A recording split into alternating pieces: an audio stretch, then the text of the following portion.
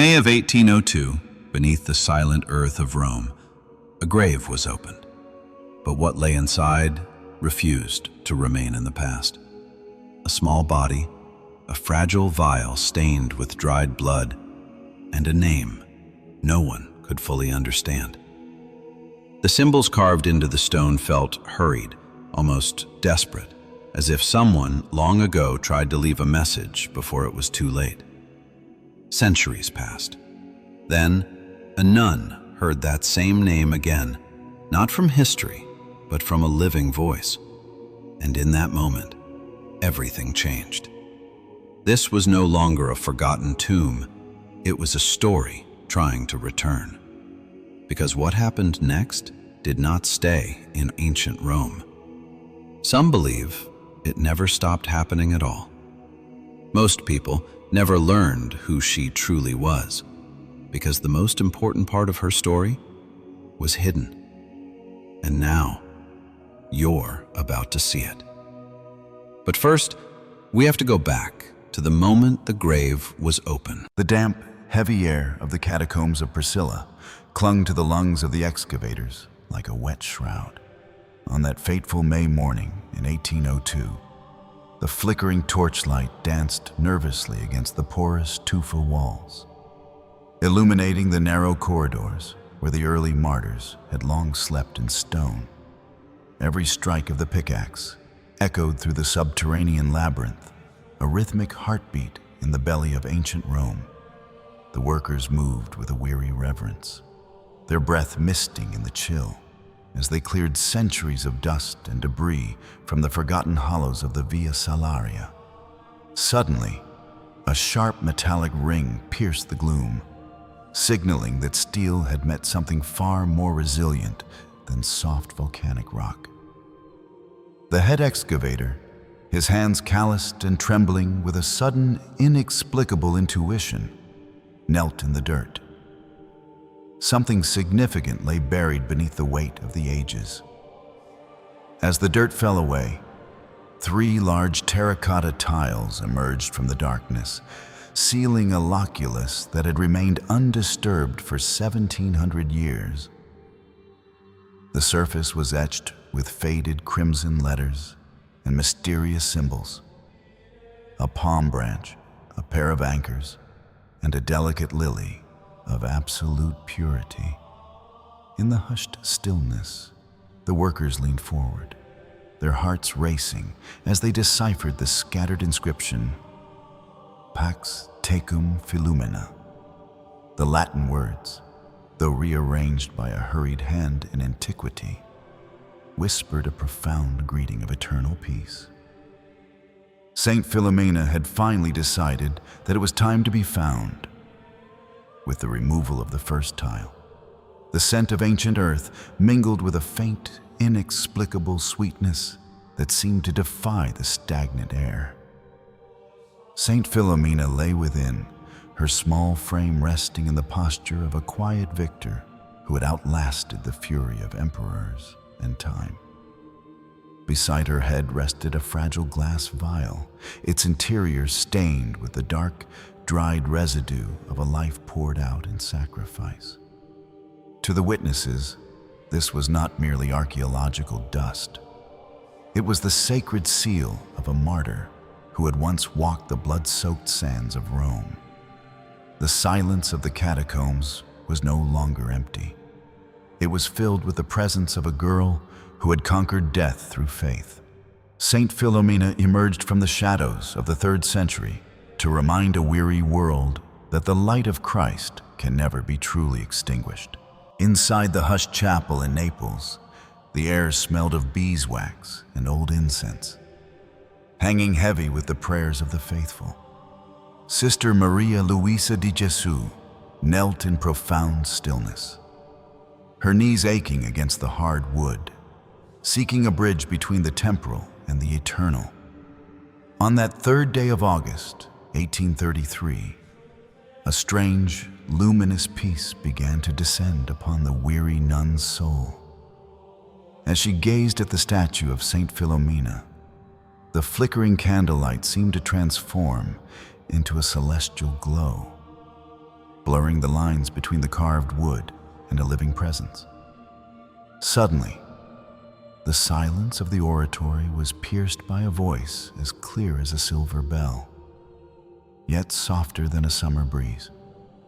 Sister Maria Luisa felt a sudden shiver of holy awe as Saint Philomena began to whisper the secrets of a life long hidden from human memory. "Dear sister," the voice resonated within the nun's heart, bypassing her ears to speak directly to her spirit. Saint Philomena revealed that her earthly departure had occurred on a Friday at 3 o'clock, the very hour when the Savior's own sacrifice had redeemed the fallen world.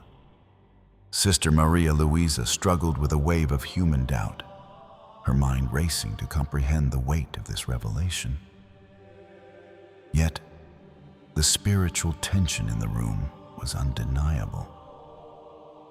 A sacred gravity that commanded her full attention and silenced the lingering shadows of her own uncertainty. The young martyr spoke of her royal lineage in Greece, describing a palace filled with the scent of jasmine and the weight of pagan tradition. Saint Philomena recounted how her parents, once barren, had found their true hope only after turning toward the light of Christ. Through this mystical dialogue, the identity of the Daughter of Light began to emerge from the dust of the Roman catacombs. Saint Philomena was no longer just a collection of fragile bones. She was a vibrant soul, reclaiming her story to inspire a drifting generation. As the vision faded, leaving only the faint scent of lilies in the empty chapel, Sister Maria Luisa remained prostrate in gratitude.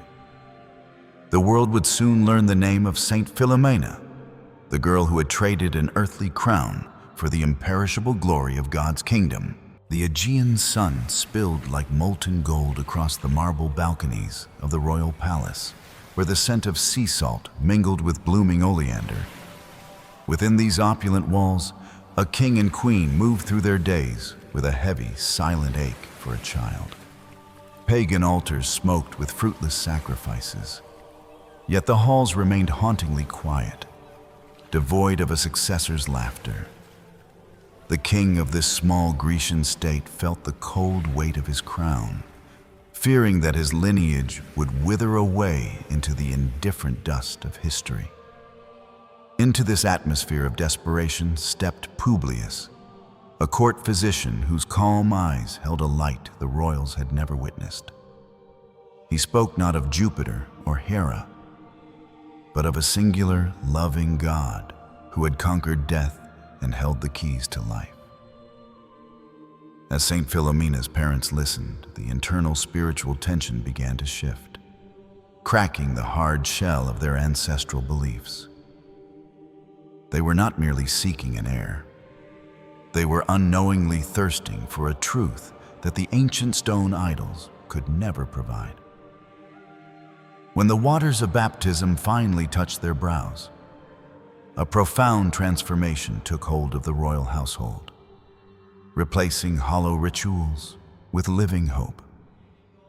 Soon after, the cry of a newborn broke the palace's long silence, signaling the arrival of Saint Philomena. The infant was named Lumina, the light, a testament to the radiant faith that had finally illuminated her parents' darkened souls. Even in her cradle, Saint Philomena seemed to carry a celestial serenity that distinguished her from the earthly splendor of her royal surroundings.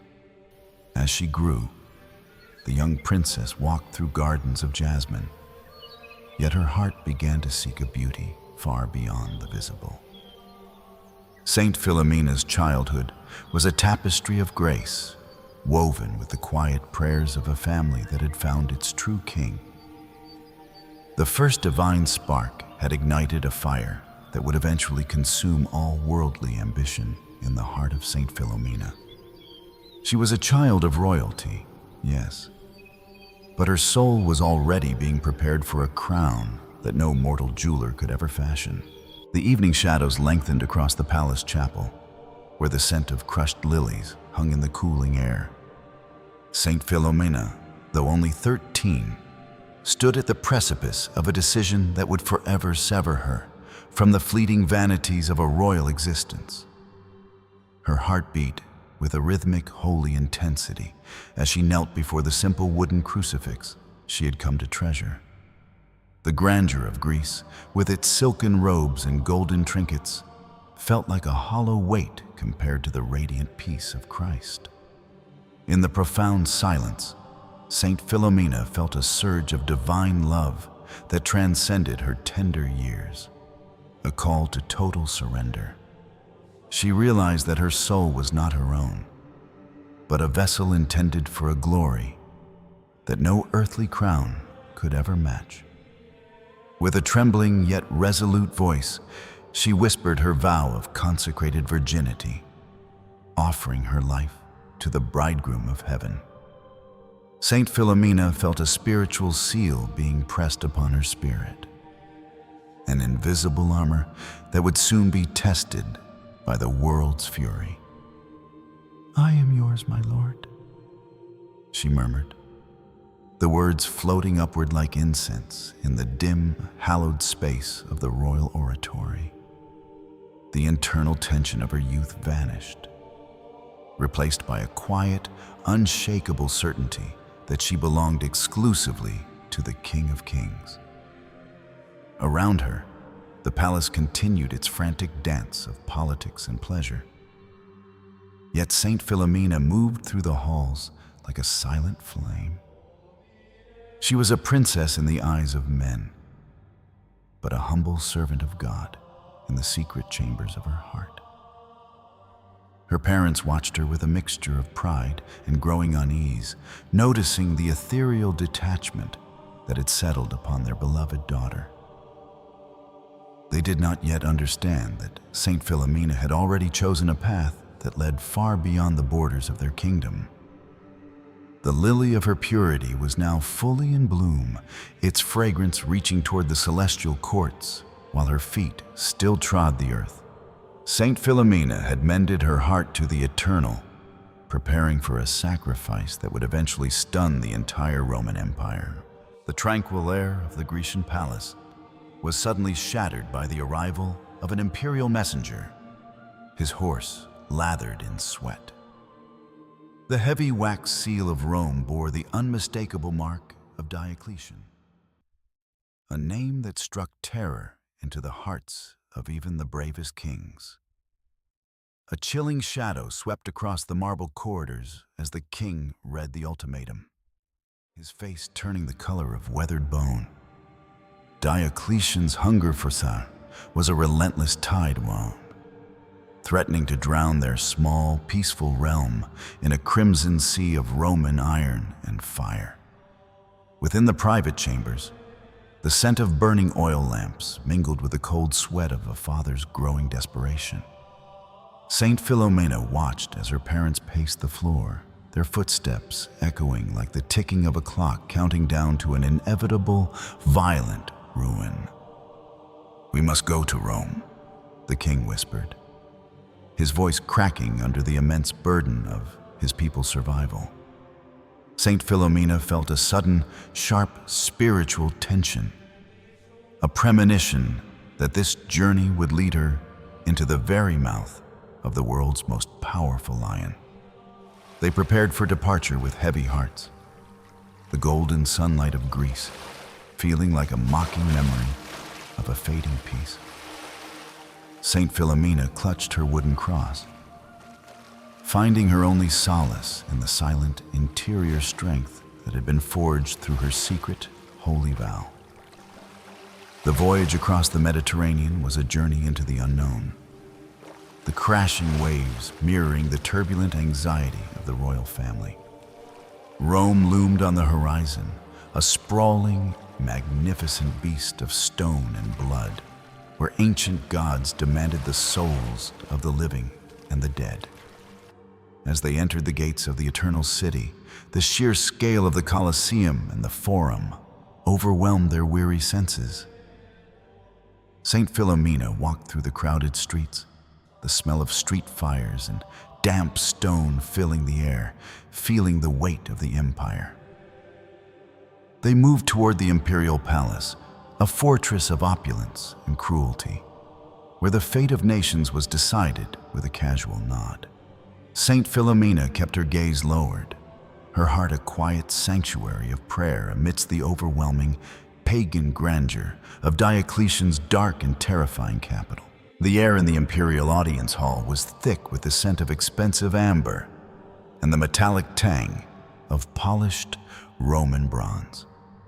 Emperor Diocletian sat upon his elevated throne, his sharp, predatory eyes scanning the Grecian delegation until they locked onto the fragile form of Saint Philomena. A heavy, suffocating silence fell over the room as the tyrant leaned forward, his gaze tracing the princess's features with a dark, obsessive hunger. The king, sensing the sudden shift in the atmosphere, felt a cold knot of dread tighten in his chest, fearing a new catastrophe. Diocletian's voice, usually a rasp of command, softened into a chilling, honeyed tone that made Saint Philomena's skin crawl with an instinctive revulsion. He saw not a child of God, but a rare jewel to be added to his collection of conquered beauties and stolen crowns. "I will grant your kingdom peace," the emperor declared, his eyes never leaving her face, "but only if this girl becomes my empress."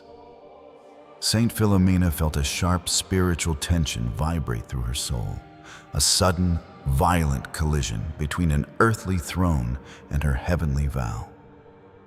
Her father's eyes pleaded with her, a silent, agonizing scream for the survival of their people. Yet Saint Philomena remained as still as marble. The opulent hall, with its soaring arches and blood-stained history, felt like a golden cage closing around her innocent, consecrated spirit. Deep within her heart, Saint Philomena clutched the invisible hand of her true bridegroom, drawing strength from a well that Diocletian could never poison. She looked at the man who claimed to be a god, seeing only the hollow, flickering shadows of a man consumed by pride. The internal struggle was not born of temptation, but of a profound sorrow for her parents, who knelt in the dust of the Roman palace. Saint Philomena knew that her refusal would unleash a storm of imperial fury, yet her soul was already anchored in eternity. "I cannot," she whispered, her voice a calm silver thread in the vast, intimidating silence of the throne room. The battle lines were drawn. A mortal emperor had met a power he could not comprehend, and the silence that followed was pregnant with the coming martyrdom. The heavy iron door groaned on its rusted hinges, a sound like a dying animal echoing through the damp subterranean corridors. Saint Philomena was thrust into the suffocating darkness of a Roman dungeon, where the air smelled of stagnant water, saltpeter, and the lingering copper of old blood. Diocletian's fury had been cold and precise, a silent storm that swept her away from the golden light of the upper world. As the bolt slammed home with a final, hollow thud, the young princess felt the weight of the entire empire pressing against the fragile walls of her cell. She sat upon the freezing stone floor, her silken robes quickly absorbing the grime of the forgotten pit. The silence was absolute, broken only by the rhythmic dripping of water and the frantic, erratic beating of her own heart as she faced the terrifying abyss of her solitude. "He who dwells in the shelter of the Most High will rest in the shadow of the Almighty," she whispered, her voice a small, trembling flame against the dark. Saint Philomena clutched her wooden cross, feeling the spiritual tension between her human fear and the unshakable peace of her Lord. Days began to bleed into nights, marked only by the arrival of a meager crust of bread and the shifting, gray shadows of the moon. Her body grew weak, her limbs heavy with a bone-deep exhaustion. Yet her spirit remained a defiant sanctuary that no imperial decree could ever breach. The darkness tried to speak to her, whispering doubts about her parents' grief and the seemingly useless waste of her youth. Saint Philomena recognized these shadows as the enemy's breath, and she countered every lie with a silent, interior act of love for her heavenly bridegroom. Her beauty began to fade in the gloom, her skin turning the color of ash, but a new supernatural radiance took root within. Saint Philomena was being ripkind in the crucible of suffering, her soul becoming as clear and resilient as a diamond under the immense pressure of Rome. 40 days of trial lay before her, a sacred desert where she would be stripped of everything but her faith. Saint Philomena looked into the shadows and did not flinch. She was no longer a frightened girl, but a soldier of Christ, standing guard at the gates of eternity. By the 36th day, the darkness of the Roman dungeon felt like a physical weight, pressing against Saint Philomena's hollow chest. Her breath was a shallow rasp in the freezing air, and her fingers, numb from the biting dampness, could barely clutch her small wooden cross. Every muscle in her young body ached with a dull, persistent fire, the result of weeks spent on the unyielding stone floor. The smell of rot and stagnant water was a constant companion. Yet Saint Philomena's spirit remained a flickering candle in the vast, indifferent night of Rome. Suddenly, the oppressive gloom began to dissolve, replaced by a soft, amber radiance that did not originate from any earthly torch. The cold, wet walls of the prison seemed to recede, and the heavy silence was filled with a peace that surpassed all human understanding or hope. In the center of this celestial glow stood a lady of incomprehensible beauty, her robes shimmering like the morning star upon the Aegean. Saint Philomena felt a sudden, profound surge of warmth, as if the very heart of heaven had opened to shield her from the emperor's reach. Cradled in the lady's arms was the infant Jesus, his small hand raised in a gesture of eternal protection and divine love. Saint Philomena gazed into the eyes of the Mother of God, and in that sacred moment, every fear and shadow of doubt vanished like mountain mist. "Be of good cheer, my daughter," the Queen of Heaven whispered, her voice a melody of pure grace that healed the girl's soul. The Queen promised that Saint Philomena would never be alone, for the King of Kings was standing guard over his beloved and faithful bride. The spiritual tension that had gripped the young martyr for weeks finally broke, replaced by a supernatural strength that defied her physical frailty. Saint Philomena realized that her suffering was not a lonely path, but a sacred participation in the redemptive mystery of the Holy Cross. As the vision faded, the dungeon returned to its gray reality. Yet the scent of fresh roses lingered in the stagnant air. Saint Philomena sat in the darkness, no longer a victim, but a victor, ready to face the coming storm with a heart anchored in eternity. The iron-tipped lashes of the Roman flagellum whistled through the heavy air of the Praetorium, landing with a sickening, rhythmic thud. Saint Philomena felt each blow as a searing wave of fire, her small frame convulsing against the cold marble pillar while the soldiers' laughter echoed. Blood, dark and precious, splattered the courtyard stones, a crimson testament to a faith that refused to yield to Caesar. The scent of raw iron and sweat filled her nostrils as the world blurred into a haze of agony. Yet her spirit remained anchored in the Savior. When the torture finally ceased, the guards unceremoniously cast her mangled body back into the lightless pit of her cell. Saint Philomena lay in the grime, her breathing a shallow, desperate struggle against the encroaching shadows of death. Her royal robes now merely blood-soaked rags of suffering.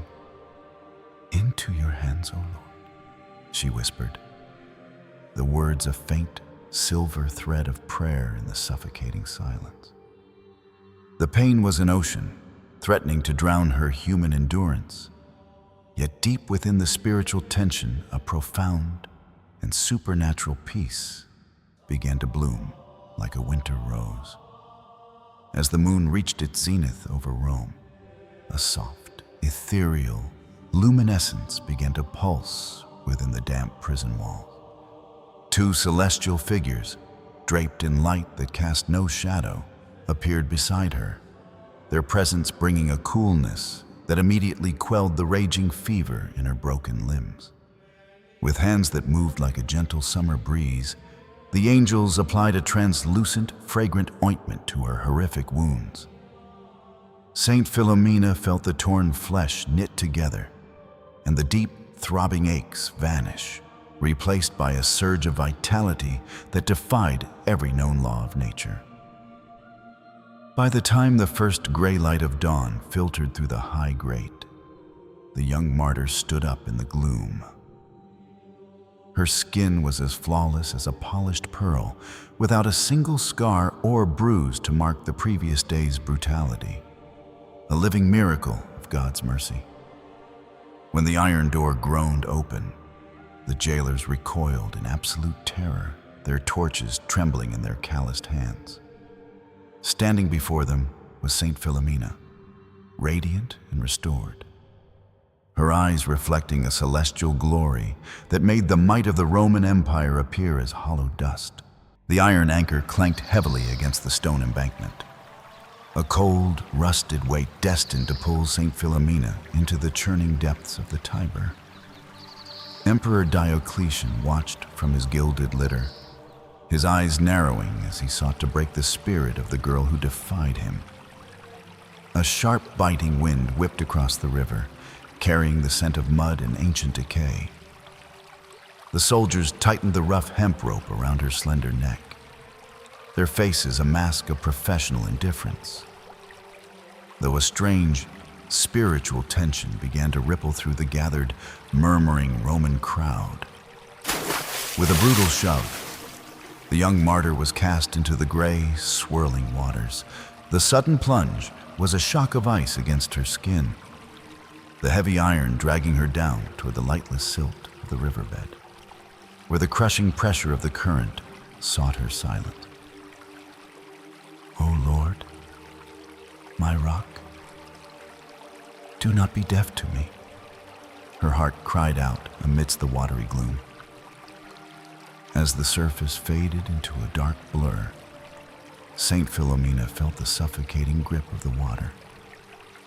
Yet her soul remained anchored to a light that no river could ever quench.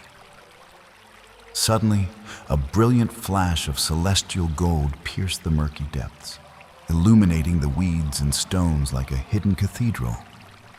Two radiant figures appeared through the silt, their hands moving with a grace that transcended the physical world, severing the heavy rope as if it were mere gossamer.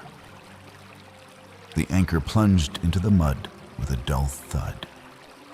But Saint Philomena was lifted upward by invisible, loving hands. She felt no weight, only a profound warmth as the angels carried her toward the surface, defying the gravity of Rome and the cold finality of the river's judgment. To the absolute shock of the emperor and his guard, Saint Philomena stepped onto the muddy bank, her feet touching the earth with a gentle lightness. Her robes were not only intact, but completely dry, as if the Tiber had refused to even dampen the hem of its queen. The silence that fell over the riverbank was heavy with the presence of the divine. Saint Philomena stood as a living sign of contradiction, her eyes reflecting the peace of a daughter of light who had walked through the abyss and emerged untouched by the shadows of death. The morning air in the Roman execution grounds was crisp, carrying the metallic scent of sharpened iron and the dry dust of the arena.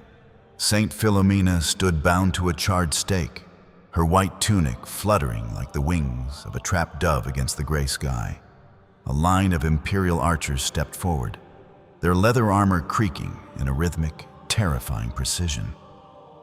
Diocletian watched from his shaded dais, his knuckles white as he gripped the ivory arms of his chair, desperate to see this small, persistent flame finally extinguished by his might. "Aim!" the centurion's voice barked, a harsh command that echoed through the unnerving silence of the square.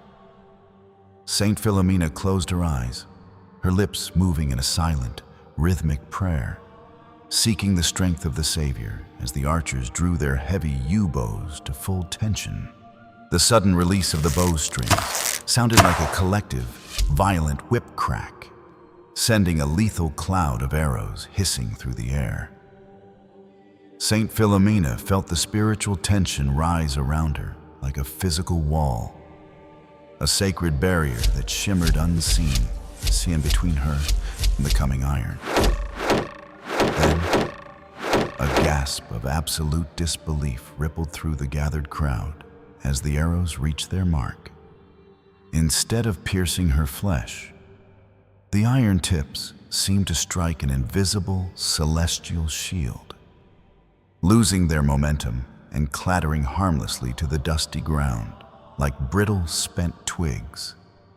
The archers stared in paralyzed confusion, their hands trembling as they reached for second shafts, unable to comprehend the defiance of physics. Saint Philomena remained untouched, her presence radiating a serene authority that made the lethal weapons of the Roman Empire appear as fragile as straw. Diocletian's face contorted with a mixture of growing dread and impotent rage, his eyes darting between the girl and the fallen arrows. The atmosphere was no longer that of an execution, but a divine courtroom where the power of heaven was openly mocking the cruelty of Rome. "I am protected by the Lord of hosts," her spirit sang out, though no sound left her serene, pale lips. Saint Philomena stood as a living fortress of faith, proving that the arrows of the world have no power against a heart that is truly hidden in the light. The Roman sky grew unnervingly dark, the sun retreating behind a heavy, sulphurous haze that smelled of approaching thunder. Emperor Diocletian, his face a mask of thwarted pride, screamed for the archers to heat their iron-tipped arrows in the glowing braziers until they hissed with lethal heat. A sinister orange glow bathed the execution square as the soldiers notched the incandescent shafts, their leather gloves smoking from the intensity. Saint Philomena remained motionless against the stake, her eyes fixed on a horizon invisible to mortal men, her heart a calm island in a sea of fury. With a collective roar of strings, the burning arrows streaked through the air like vengeful shooting stars, leaving trails of gray smoke behind. The crowd gasped, expecting the young princess to be consumed in an instant by a wall of fire that would finally satisfy the emperor's dark thirst. Suddenly, a violent, supernatural wind swirled through the center of the arena, catching the flaming projectiles in a powerful, invisible vortex. The spiritual tension in the air snapped with the force of a lightning strike, a divine intervention that sent a shiver of terror through the Roman guard. To the absolute horror of the onlookers, the fiery arrows pivoted in midair, defying every natural law of flight and momentum. They turned back toward the archers with a terrifying speed, striking 6 of the men who had just moments before sought to spill the blood of the innocent. The smell of charred wood and ozone filled the square as the fallen soldiers lay in the dust, their own weapons having become their judges. A profound, deathly silence descended upon Rome, broken only by the crackling of the remaining braziers and the distant, low rumble of thunder.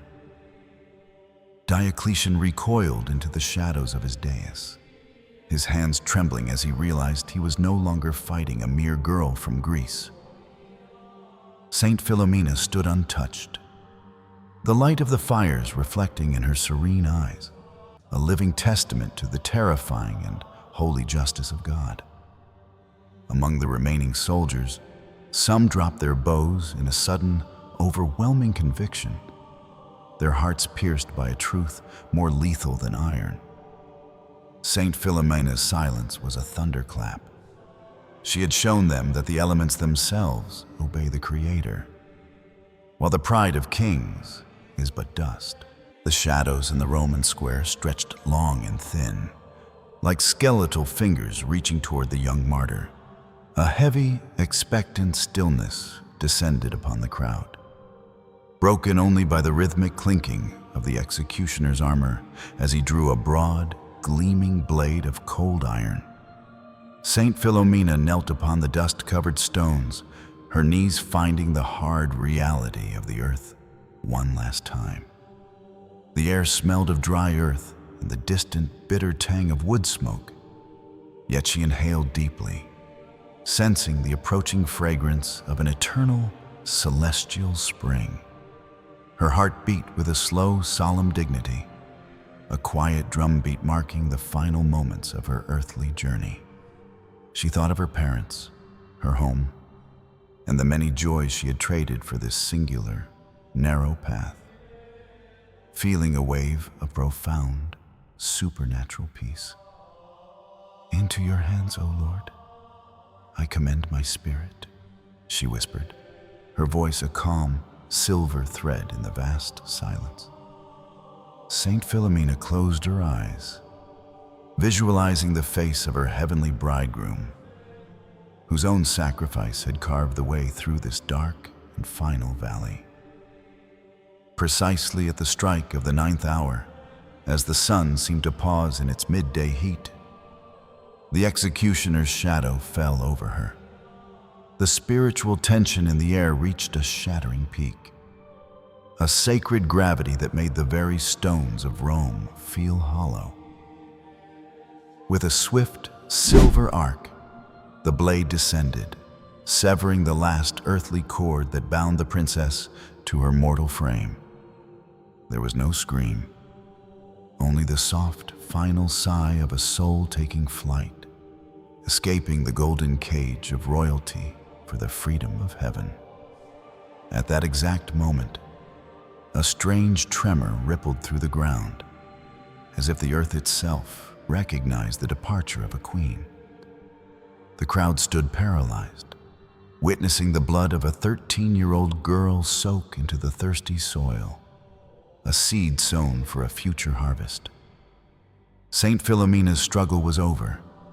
The daughter of light had finally stepped through the veil into the radiant embrace of God. Her crown was no longer of gold or thorns, but of imperishable glory, standing forever as a testament to the power of a quiet, holy yes. The carriage wheels groaned over the sun-baked stones of the Italian countryside, kicking up a fine, golden dust that hung in the humid air. Inside, Canon Francesco de Lucia sat in a state of restless, holy anxiety, clutching the small wooden casket containing the remains of Saint Philomena. Behind him, the vibrant chaos of Naples was fading into a hazy memory of crowded streets and shouting merchants.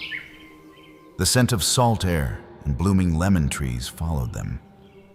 Yet the priest's mind was anchored elsewhere, sensing a spiritual gravity within the box that defied its meager weight. He looked at the fragile reliquary, his heart pounding with a mixture of awe and exhaustion from the long journey. Saint Philomena was no longer a name on a broken tile. She was a presence, a quiet guest traveling toward a home she had never seen in her mortal life.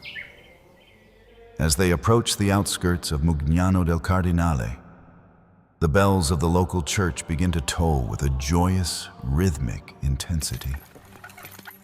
The villagers, sensing a shift in the very atmosphere of their humble valley, gather along the dusty roadsides with their heads bowed in deep, instinctive reverence.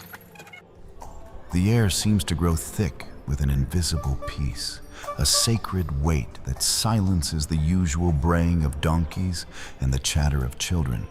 Saint Philomena enters the village not as a stranger, but as a long-awaited queen, returning to a people who desperately need a miracle. Don Francesco feels a surge of tears as he witnesses the old and the sick leaning against their cottage doors. Their faces, etched with the lines of hard labor and poverty, are suddenly illuminated by a flicker of hope that the coming of this daughter of light has sparked. When the casket finally touches the altar of the Church of Our Lady of Grace, a profound silence descends upon the interior. The scent of fresh incense mingles with the earthy smell of the journey, sealing a covenant between the young martyr and this small, faithful corner of Italy. Mugnano will never be the same. The arrival of Saint Philomena is the dawn of a new era of wonders. The spiritual tension of the journey resolves into a radiant certainty that heaven has chosen this place to display its power through the hands of a 13-year-old girl. The heavy, stagnant air of the sick room in Naples was thick with the clinical scent of vinegar and the bitter tang of failed herbal poultices. A noblewoman lay amidst tangled silk sheets, her face a mask of gray exhaustion as she stared at her bandaged, dying hand. A shadow of grim finality loomed over the chamber, where the surgeon's cold steel instruments sat ready for a brutal, life-saving amputation. The stench of decaying flesh, the unmistakable mark of advanced cancer, filled the room, mocking the desperate prayers of the family huddled in the dim corners. News had reached her of the mysterious young martyr passing through the city, a daughter of light, whose very name seemed to pulse with hope. With a sudden spiritual urgency, the woman begged for a fragment of Saint Philomena's relics, her voice a fragile whisper against the silence. As the small, sacred fragment was brought near, a subtle shift occurred in the room's atmosphere, a sacred gravity that silenced the ticking clock.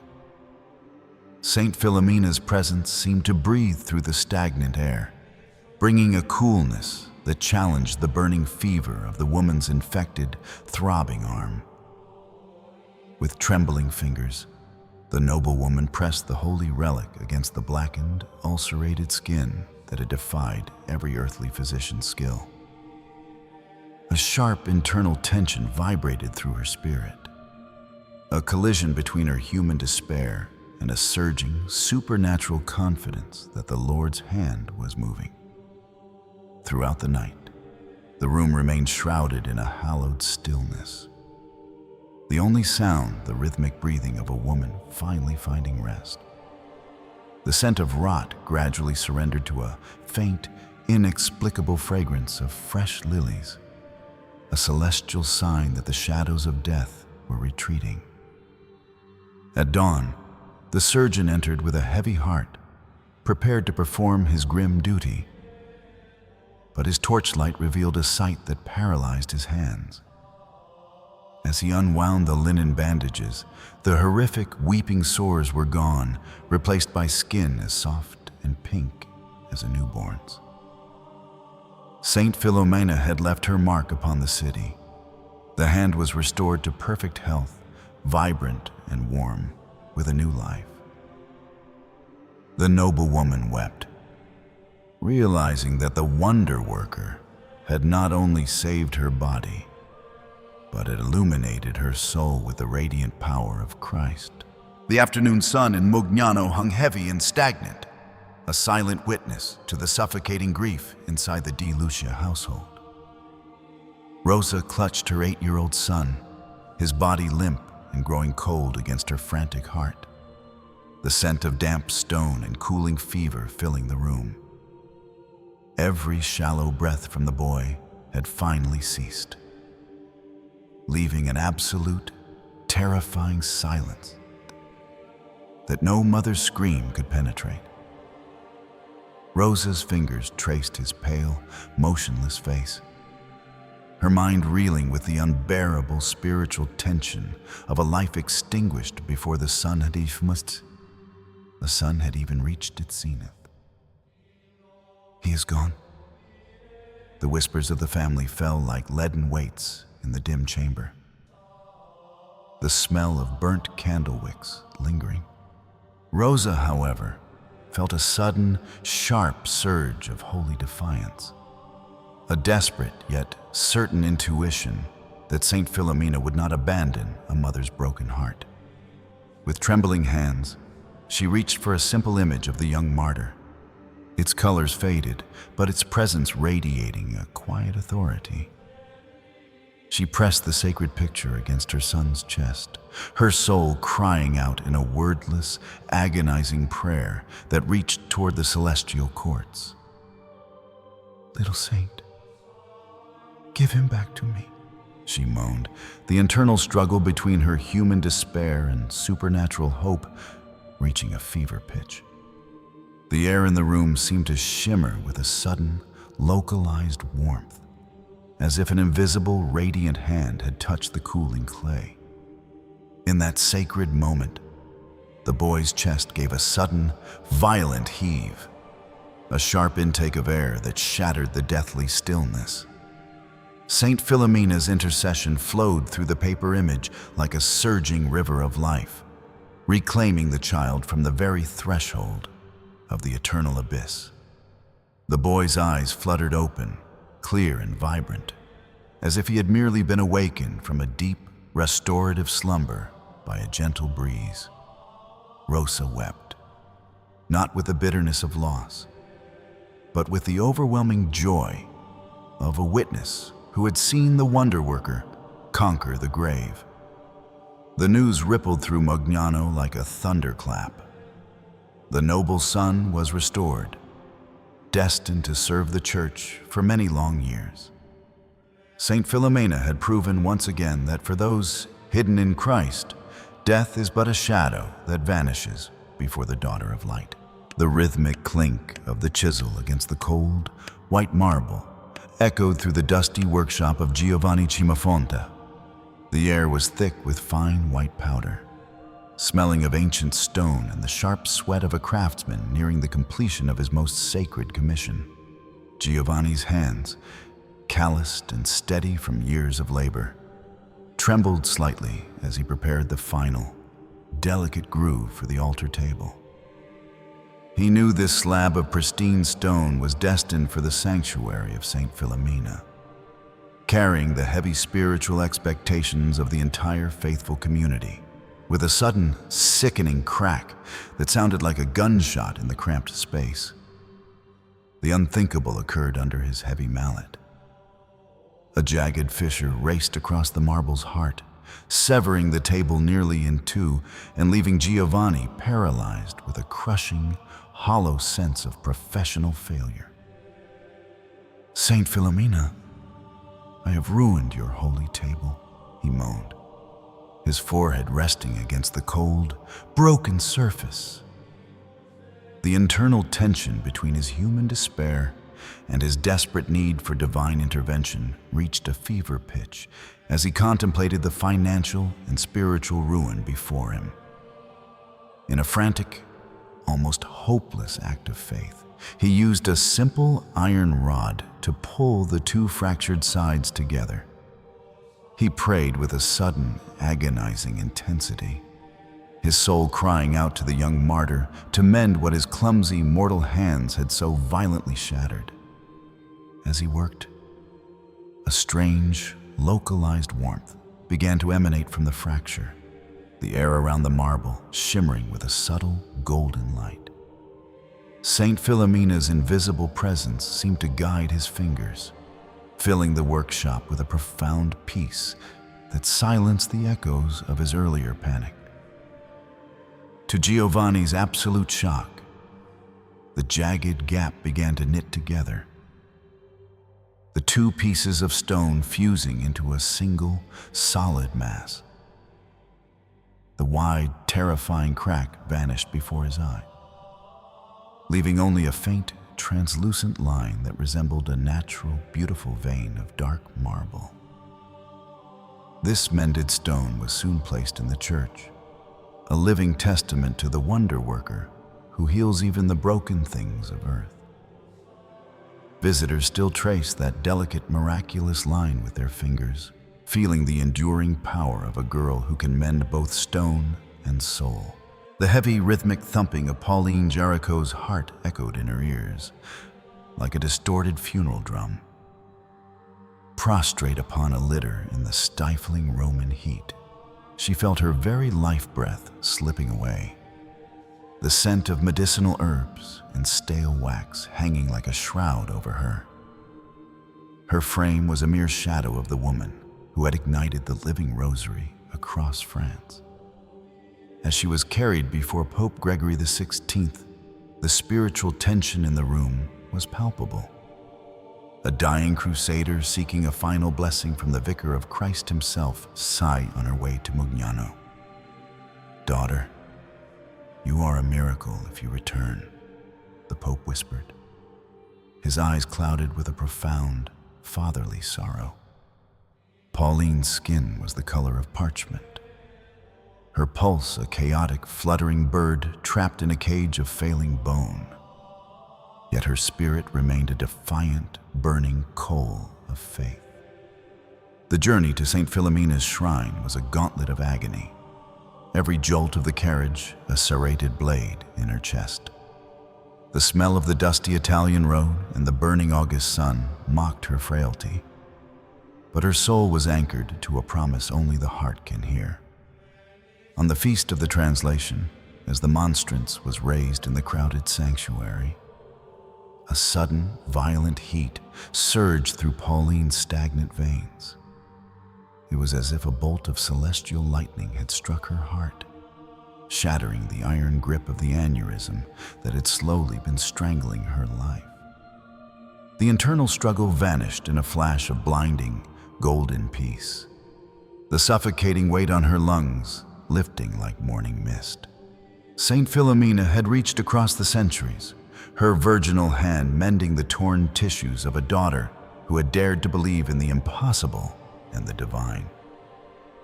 To the absolute shock of the weeping pilgrims, Pauline rose from her litter without assistance, her movements fluid and strong. The gray pallor of death was replaced by a vibrant, rosy glow, her eyes reflecting a light that was not of this world, but of the eternal kingdom. News reached the Vatican like a thunderclap. The woman the Pope had bid farewell to was walking the streets of Rome. Saint Philomena had spoken through this restoration, proving to a skeptical age that the wonder worker still held the keys to life and the power of the Most High. The small, drafty rectory in Ars was thick with the scent of old parchment and the sharp, metallic cold of a French winter. Father John Vianney, his face etched with the deep furrows of countless confessions, sat by a guttering candle, whispering to his beloved little saint. To the weary curé, Saint Philomena was no distant historical figure, but a vibrant, luminous companion who walked beside him through the spiritual trenches. He often felt her presence like a gentle, warming breeze against the icy, relentless assaults of the enemy who sought to break his weary spirit. One dark night, the smell of burning wood and acrid sulfur suddenly filled the small room, snapping the priest from his prayers. A sinister, unnatural fire began to consume his bed, the flames dancing with a calculated, demonic malice that sought to destroy the very sanctuary of his rest. The villain cannot catch the bird, so he burns the cage, Vianney murmured with a calm, supernatural detachment that defied the heat. He watched as the orange tongues of fire licked the floor, yet his heart remained anchored to a light that no hellish flame could ever hope to extinguish. As the blaze reached the small table, a profound spiritual tension filled the air, a sacred boundary that the fire seemed unable to cross. The flames roared and hissed, but they stopped abruptly at the very edge of Saint Philomena's reliquary, as if striking an invisible, celestial wall. The scent of charred fabric mingled with a sudden, inexplicable fragrance of fresh lilies, a sign that the daughter of light was standing guard. While the bed turned to ash, the sacred relics remained untouched, their glass casing cool to the touch amidst the smoldering, blackened ruins. She does everything. I am but her instrument, the curé would later tell the astonished villagers, his eyes reflecting a profound, humble joy. He refused any credit for the wonders in Ars, pointing always toward the small chapel where Saint Philomena's presence healed the broken and the lost. This mystical friendship became a bridge between heaven and earth, a testament to the power of a hidden holy alliance against the darkness. In the quiet rectory, the fire had failed, but the light of Saint Philomena continued to burn brightly through the hands of her faithful, exhausted brother. The heavy oak doors of the modern world swing open to a landscape often shrouded in the gray mist of anxiety and restless noise. Yet, in the quiet corners of the soul, the name of Saint Philomena still resonates like a clear silver bell across the centuries. In the bustling heart of our contemporary cities, where the scent of exhaust and the cold glare of screens dominate the senses, many feel a profound spiritual hunger. They find themselves drawn to the daughter of light, seeking a peace that the frantic world simply cannot offer. Saint Philomena does not merely belong to the ancient dust of Rome or the sun-drenched altars of Mugnano. She walks beside the weary mother and the struggling youth. Her presence is a gentle, persistent warmth, a sacred gravity that anchors the drifting heart to the eternal truth. I am with you, she seems to whisper through the rustle of a prayer card or the cool touch of a blessed chord. The internal tension of modern life, the loneliness, the burnout, and the searching, dissolves when met by the radiant, virginal strength of this wonder worker. Her miracles today are often quieter than the falling arrows of old, yet they are no less profound in their healing power. A sudden clarity of mind, a heart mended after deep betrayal, or a flicker of hope in a dark hour are her current living signatures. As the shadows of uncertainty lengthen over our global family, Saint Philomena stands as a luminous beacon of unshakable faith and pure sacrificial love. She reminds us that the lily of the soul can bloom even in the harshest winter if it is rooted in God. The story that began in a dark catacomb has become a never-sleeping fire, illuminating the path for those who dare to choose the cross over the crown. Her legacy is a bridge of light, connecting the ancient courage of martyrs to the everyday struggles of the faithful. Saint Philomena remains the eternal daughter, a princess who conquered an empire by kneeling before the King of Kings in a humble, holy silence. Her light never fades. It only grows brighter as it guides us toward the dawn of an everlasting and celestial peace.